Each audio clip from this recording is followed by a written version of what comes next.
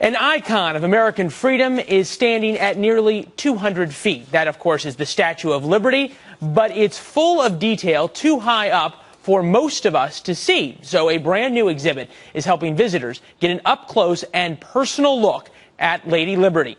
Brian Yennis is live in our New York newsroom with more on the story. Brian. Hi, Leland. Well, yeah, you can take a tour inside the Statue of Liberty, even fly above her, but few have ever quite seen a statue like this. Artist Jan Vo has created an exact life-size replica of Lady Liberty, broken into 250 pieces using the same copper material and metalwork technique used to make the statue 140 years ago. Now, Vo spent 3 years recreating a curl of Lady Liberty's hair, folds of her drapery, pieces of her right arm, all for an art exhibit called We the People. And visitors in New York can now see 50 of these pieces at City Hall Park and Brooklyn Bridge Park.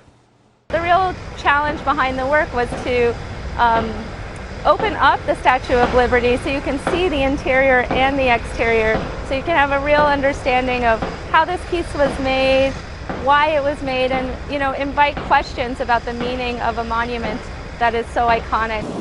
Now, the actual statue is 151 feet tall. She's made up of over 250 individual copper pieces, which are only as thick as 2 pennies. She was built in France first and then disassembled, shipped to America in wooden crates, where she was reassembled. Still, though, nearly a century and a half later, this new art exhibit is helping people learn new things about Lady Liberty and like what's actually inside the statue. The statue is hollow. That's right. She's a hollow structure. The copper is attached through, there are pieces of copper that form her whole body. And they're attached, they're held on by armature bars and extension pieces of metal that connect to the interior Eiffel Tower inside of her body. Perfect for the July 4th weekend, and the other 200 pieces, by the way, are spread in over 15 countries, including museums and private collections. Leland? So great to be able to learn more about this, especially when you consider how many people were welcomed to America by Lady Liberty there just before getting to Ellis Island.